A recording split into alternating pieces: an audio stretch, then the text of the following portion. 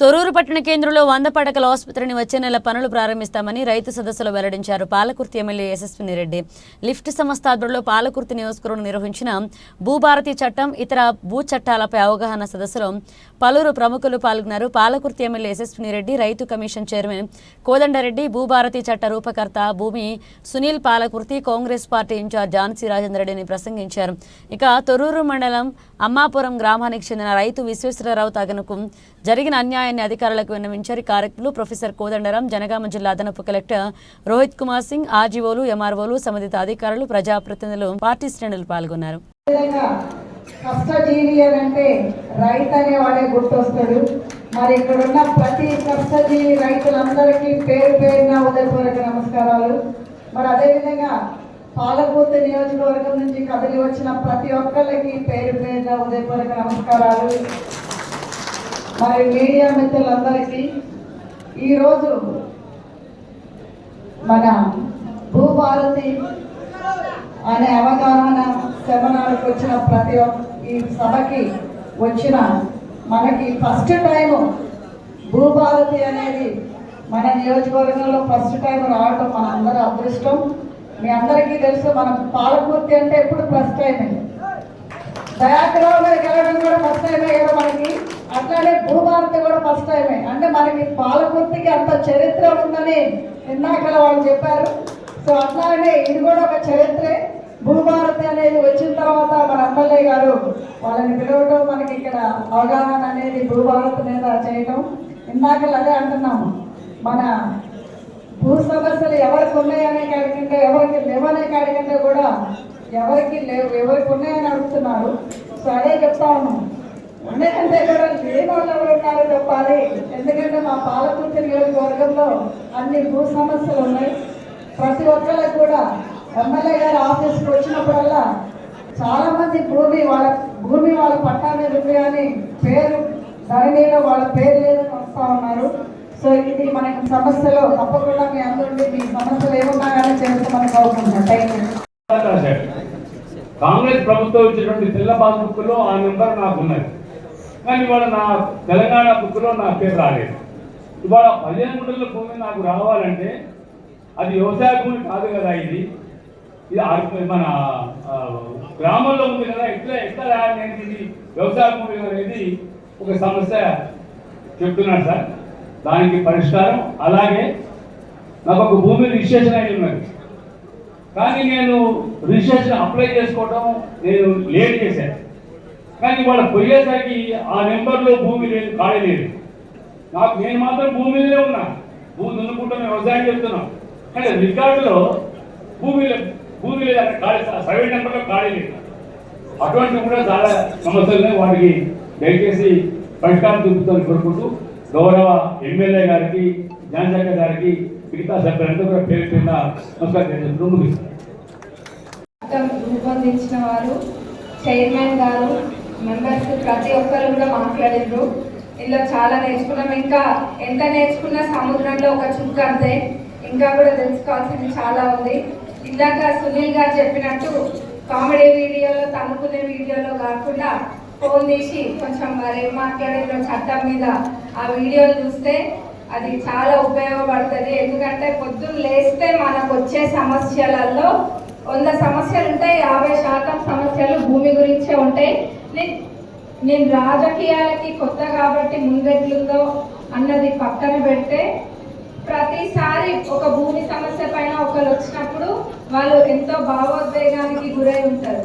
అంటే భూమి తిండి పెట్టేది, ఆ భూమిలో పంటలు పండించుకొని కొద్దో గొప్ప వాళ్ళకి వచ్చే దాంట్లో బ్రతికే వాళ్ళు చాలా మంది ఉంటారు. ఆ భూమి పైన ఆశలన్నీ పెట్టుకునే వాళ్ళు రైతులు చాలా మంది ఉంటారు.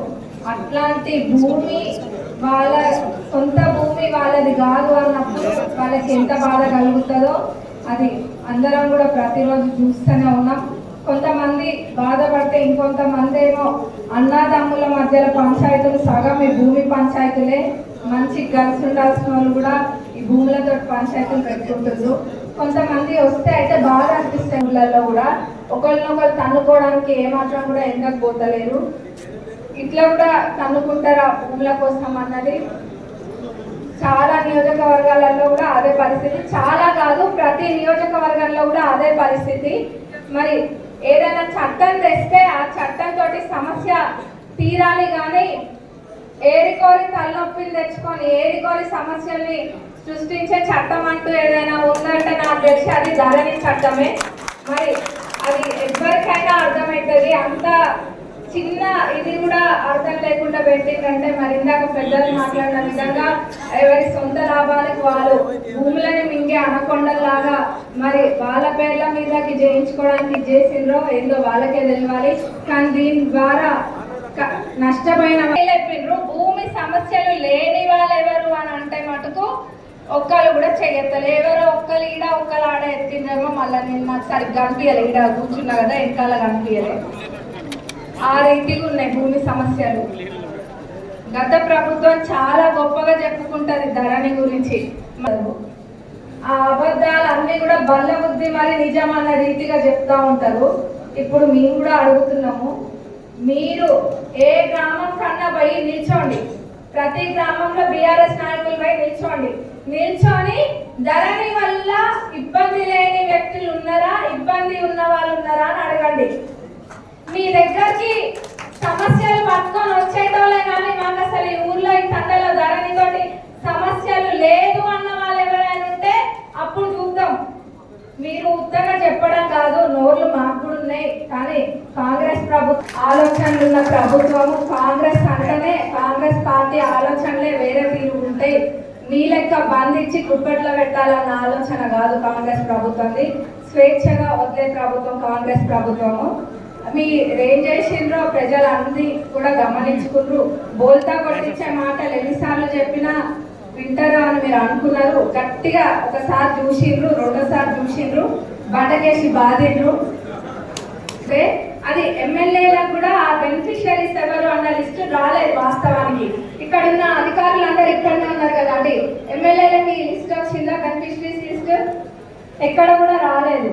కానీ వీళ్ళు చెప్పడం ఏంటంటే అసలు ఇంకా పేర్లే తీసేసి వాళ్ళ పేర్లు పెట్టి అన్న రీతిగా చెప్తారు. పచ్చకామర్లు ఉన్న వాళ్ళకి లోకం అంతా పచ్చగానే కనిపిస్తుంది. ఎందుకంటే వాళ్ళు గతంలో అట్లా చేసిండ్రు కాబట్టి వాళ్ళకి అన్ని కూడా తెలుసు, జిమ్మికులు తెలుసు కాబట్టి అట్లా మాట్లాడుతుండ్రు. కానీ మన ప్రభుత్వం అట్లాంటి ఆలోచనలు లేవు. ఎక్కడ కూడా ఎటువంటి తెలంగాణ రైతాంగం చాలా అమాయకులు. ఈ అమాయకత్వాన్ని తను పొలము దున్నుకుంటున్నాడు అని అంటే చాలు, పట్టా పుస్తకం గురించి ఆలోచన చేయడు. నా భూమి, నా మట్టి, నా ఆస్తి అనుకుంటాడు. మనం తెలంగాణలో నిజాం పరిపాలన, సర్దార్ పటేల్ పట్వారీ వ్యవస్థ, దాని తర్వాత వచ్చిన మార్పు. దీంతో తెలంగాణ రాష్ట్రం ఏర్పడిన తర్వాత గత ప్రభుత్వం అనాలోచితంగా ఏ విధమైన బలమైన కారణాలు లేకుండా మేము తెలంగాణలో ప్రతి గ్రామంలో భూముల రికార్డుల ప్రక్షాళన చేస్తాము అని చాలా పెద్ద పెద్ద పేపర్లలో అడ్వర్టైజ్మెంట్ ఇస్తే అందరూ నమ్మిండ్రు. ఆ విధంగా మొదలైన 2017 డిసెంబర్లో మొదలైన రికార్డుల ప్రక్షాళన 18 మే ఇంకా ఎన్నికలు దగ్గర ఉన్నాయి. అప్పుడు హడావిడిగా అప్పటి ముఖ్యమంత్రి గారు ఆదేశాలు ఇచ్చి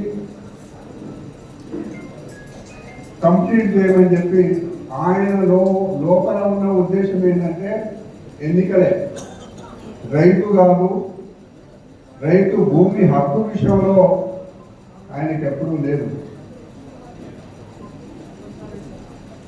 ఈ రికార్డుల ప్రక్షాళన ఆధారంగా మే 2018 గ్రామ గ్రామాన టెంట్ల కింద పట్టాదారు పాస్ పుస్తకాలు పంపిణీ చేసిండు. నేను చాలా గ్రామాలలో పోయినా. అక్కడ పోయిన వాళ్ళలో కానీ గుడ్డబట్టలైనా అమాయక రైతుకి తన పుస్తకం రాకపోతే 2, 3, 10 మంది 100 మంది అయిపోయి నిరాశ నిస్పృహకు గురై మీరు ఒక చిన్న దరఖాస్తు ఇవ్వండి అని అప్పటికప్పుడు ప్రకటనలు చేయడం నమ్మి అమాయక రైతులంతా మొన్నటి వరకు కూడా ఈ దరఖాస్తుల పరంపర సాగుతూనే ఉంది. ఆ విధంగా మొదలై అనేకమైన ఇబ్బందులు, 1 కాదు 2 కాదు, లక్షల కుటుంబాలు అప్పటి వరకు తాతలు ఉన్నప్పుడు ఇచ్చిన పట్టాదారు పాస్ పుస్తకం, టైటిల్ బుక్ కబ్జాలో ఉన్నాడు, కానీ వాళ్ళకి పుస్తకాలు రాలే 18లో. అప్పటి నుంచి రైతు సమస్యలు మొదలైనవి. మొన్నటి వరకు ఈ సమస్య పరిష్కారానికి మేము చిక్కులు వస్తున్నాయి. ఇప్పుడు కొత్త చట్టం ఏమంటుందంటే 3 కీలకమైన సెక్షన్స్ వచ్చినాయి కొత్త చట్టంలో. సెక్షన్ 5, 7, 8 ఈ 3 ఈ చట్టంలో చాలా కీలకమైన సెక్షన్స్. సెక్షన్ 5 ఏమంటదంటే ఇప్పుడు మనం భూమి అమ్ముకోవాలనుకుంటే మన కాగితం మనమే రాసుకోవచ్చు. ఇప్పుడు ఆ వెసులుబాటు లేదు. తహసీల్దార్ దగ్గరికి పోతే రిజిస్ట్రేషన్ అయిపోతుంది, ఎప్పట్లాగానే మ్యూటేషన్ కూడా చేస్తాడు. కానీ ఎవరైనా తప్పుడుగా రిజిస్ట్రేషన్ జరిగినా, అన్ని హక్కు లేనుడు పోయి అమ్ముకున్నా, లేదా నా భూమిని మీకు అమ్మినా మీరు మ్యూటేషన్ చేయించుకోలే, నా పేరే కొనసాగుతుంది, నేను తీసుకెళ్లి మన ఆర్డీఓ గారికి అమ్ముతున్నా లేదా జేసీ గారికి అమ్మినా, ఇప్పుడు ఆపడానికి అవకాశం లేదు. కానీ కొత్త చట్టం వస్తే మ్యూటేషన్ మీద అభ్యంతరం ఉంటే మనం అప్లై చేసుకునే అవకాశం వస్తుంది. ఇక మనకు వంశపారంపర్యంగా భూములు వచ్చినప్పుడు చాలా తగాదాలు వస్తున్నాయి. ఊళ్ళో 2 వారసులు ఉన్నారు, ఇంకొక 2 ఎక్కడ పట్టణంలో ఉంటారు. ఈ 2 పోయి మేమే వారసులు అని చెప్పి స్టేట్మెంట్ ఇచ్చినా సరే విచారణ చేసే అధికారం ఆర్డీఓ గారి కానీ తహసీల్దార్ గారికి లేదు. కాబట్టి ఆ 2 పేరు మీద పట్ట మారిపోతుంది, ఎప్పుడో మిగతా వారసులు తెలుస్తుంది.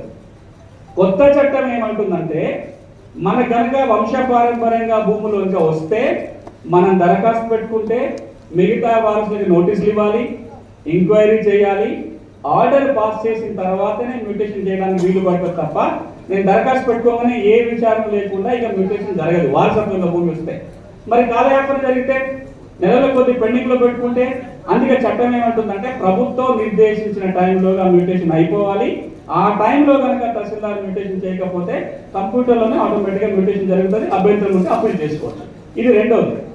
ఇక 13B ఉంది, పీటీలకు ఇచ్చిన 3080 ఉంది, ఓఆర్సీ ఇనాము భూములకి ఓఆర్సీ ఉంది, లేదా కోర్ట్ ఆర్డర్ ఉంది, సేల్ సర్టిఫికేట్ ఉంది. ఇట్లాంటి సందర్భాలలో ఆర్టీఓకి దరఖాస్తు పెట్టుకున్నట్లయితే ఆయన మనకు పాస్బుక్ ఇచ్చే అవకాశం సెక్షన్ 8 కింద ఉంది. ఈ 3 కీలకమైనవి. ఇక ఇవి కాకుండా తెలంగాణలో సాదా బైనామాలు చాలా ఉన్నాయి. లక్షల మంది తెల్ల కాగితాల మీద, స్టాంప్ కాగితాల మీద భూములు కొనుక్కున్నారు, పట్టాలు ఇచ్చుకుంటూ వచ్చినా ఈ రోజు కూడా ఒక 9 లక్షల దరఖాస్తులు ఇంకా పెండింగ్ లో ఉన్నాయి. 2020లో దరఖాస్తులు తీసుకున్నారు. ధరణి చట్టంలో నిబంధన లేదు కాబట్టి ఎంక్వైరీ కాకుండా పక్కన పడ్డాయి. భూభారతి చట్టం రాగానే ఈ 9,24,000 దరఖాస్తులని విచారణ చేసి అర్హులకి పాస్ పుస్తకాలు జారీ చేసే అధికారం ఆర్డీఓలకు వస్తుంది. సెక్షన్ 6 ప్రకారం ఈ సాధారణ పరిష్కారం కూడా ఈ సెక్షన్ కింద చేసుకోవచ్చు. అంటే మేజర్ ఇష్యూస్ అన్ని మీకు అవుతాయి.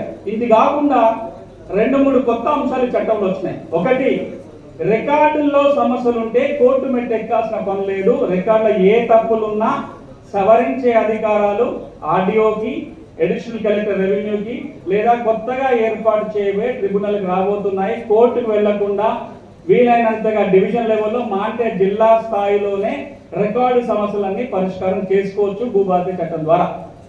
ఇక మరొక కీలక అంశం, ఇప్పటిదాకా మనకు వ్యవసాయ భూములకి రికార్డే ఉంది. మన గ్రామ కట్టాలకు, నివాస స్థలాలు, ఆబాదీలో ఉన్న ఇంటి స్థలాలు ఏవైతే ఉన్నాయో గ్రామ పంచాయతీకి పన్ను కట్టే రసీదు ఉంటుంది తప్ప ఈ భూములకు రికార్డు లేదు. ఈ భూములకు రికార్డు లేకపోవడం వల్ల చాలా చిక్కులు వస్తున్నాయి. ఈ చట్టం ఏమంటుందంటే రాబోయే రోజులలో గ్రామ కంఠము ఆబాదీలను కూడా సర్వే చేసి ఇంటి స్థలాలకు కూడా వ్యవసాయ భూములకు ఎట్లయితే పాస్ పుస్తకాలు ఉన్నాయో అలాంటి ఇచ్చే అవకాశం ఈ చట్టం కల్పించడం జరిగింది. 11,000 రెవెన్యూ గ్రామాలలో సర్వే జరిగి ఇట్లా రికార్డు రాబోతుంది.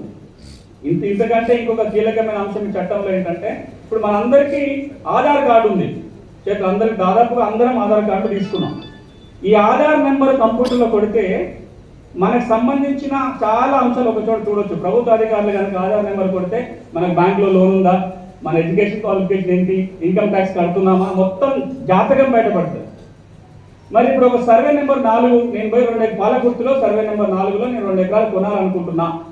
సర్వే నెంబర్ 4 అని కంప్యూటర్లో కొడితే దాని రికార్డ్ అంతా చెప్తుందా? కోర్టుల కేసు ఏమైనా ఉందని తెలుస్తుందా? లేదా రెవెన్యూ దగ్గర పిటిషన్ ఉందని తెలుస్తుందా? పోనీ ఇది ఫారెస్ట్ ల్యాండా, పట్టా ల్యాండా, గవర్నమెంట్ ల్యాండ్ తెలుస్తుందా?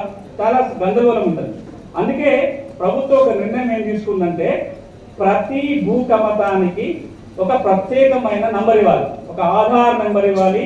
ప్రతి యజమానికి పాస్బుక్తో పాటు ఒక భూధార్ కార్డు కూడా జారీ చేయాలనే నిర్ణయం ప్రభుత్వం తీసుకుంది. రాబోయే రోజులలో ప్రతి కమతానికి ఒక ప్రత్యేకమైన నంబరు, ప్రతి రైతుకు ఒక ఆధార్ కార్డు లాగా భూధార్ కార్డు రాబోతుంది. ఇది వస్తే కనుక మన చాలా సమస్యలు తొలగిపోతాయి. చివరిగా ఒకటే మాట చెప్పి ముగిస్తాయి. చట్టానంతా వివరాలు ఎక్కువ టైం పడుతుంది, కానీ కీలకమైన అంశాలు ప్రస్తావన చేస్తా. ఇంకా తర్వాత టైం ఉంటే మనం లోతుకు వెళ్దాం. ఒకటి మనం గుర్తు పెట్టుకోవాలి, ఈ 6వ చట్టం అనేది అప్పుడు పాత చట్టమైనా కొత్త చట్టమైనా, అప్పటి కాసరా అయినా, మొన్నటి 1B అయినా, ఈ రోజు ధరణి అయినా, రేపటి భూభారతి అయినా, ఎవరికి భూమి మీద హక్కులు ఉంటే వాళ్ళ హక్కులను రికార్డు మాత్రమే చేస్తుంది. ఇది హక్కులు ఇచ్చే చట్టం కాదు కదా. హక్కులు ఇచ్చే చట్టం అంటే వేరు చట్టాలు ఉంటాయి. కానీ మనం ఉన్న హక్కుని గుర్తించాలి. హక్కులని గుర్తించడంలో పొరపాటు జరిగినా, హక్కులు లేని వాళ్ళ పేరు రికార్డ్ అయినా రైతు తిప్పలపడకూడదు. ఆ రికార్డుని సవరించే బాధ్యత ప్రభుత్వమే తీసుకోవాలి. ఈ 6వ కొత్త చట్టము ఆ బాధ్యత ప్రభుత్వమే తీసుకుంటూనే చెప్తుంది. సో మనం ఇబ్బంది పడాల్సిన పని లేదు. రాబోయే రోజులలో మీరు దరఖాస్తు పెట్టుకుంటే మాత్రమే కాదు, ప్రభుత్వ అధికారులే గ్రామాలకు వస్తారు, జమాబందీ నిర్వహించాలి, రెవెన్యూ కోర్టు నిర్వహించాలి. ప్రభుత్వమే తనంతట తానుగా భూ సమస్యను గుర్తించి పరిష్కారం చేసే అవకాశాలు ఉన్నాయి. కాబట్టి ఈ చట్టాన్ని అందరూ వాడుకోవాలి. చట్టం ఎప్పుడు ఉపయోగపడుతుందంటే ముందు మనం తెలుసుకోవాలి, చట్టాన్ని వాడుకోవాలి. చట్టం అనేది ప్రవహించే కాలువ లాంటిది. నీళ్లు మన పొలానికి రావాలంటే మనం ఏదో చేయాలి, పైప్ అన్న వేసుకోవాలి. మనకన్నా కాలువను దోపుకుంటే మన పొలానికి నీళ్లు మారుతాయి. సార్ ఆ నుంచి కాలువ పోతుంది, నీళ్లు నా పొలానికి రావట్లేదు అంటే ఎట్లా వస్తాయి? చట్టం వచ్చింది. ఈ చట్టాన్ని మనం ఎప్పుడైతే వాడుకోవటం మొదలు పెడతామో మన సమస్య తీరుతుంది. చట్టం వాడుకోవాలంటే ముందు చట్టం తెలవాలి. ఈ రోజున ఇక్కడ గౌరవ ఎమ్మెల్యే గారు కావచ్చు, లీడ్ సంస్థ నుంచి కావచ్చు, చట్టాన్ని మీకు చెప్పే ప్రయత్నం చేస్తుంది. ఇది సద్వినియోగపరచుకోండి, మీరు తెలుసుకోండి. మీరు వెళ్ళి ఒక 10 మంది రైతులకు చెప్పండి. ఈ చట్టాన్ని వినియోగించుకుంటే చిక్కులు బయటపడతాం. భూమి ఉండి కూడా రికార్డుల్లో పేరు లేకపోతే ప్రతి ఏటా రైతుకు జరిగే నష్టం 1 లక్ష రూపాయలు కోల్పోతున్నాం. రుణ రాకపోవటం మిగతా లెక్కితే 1 లక్ష రూపాయలు అయితే భూమి మందే రికార్డు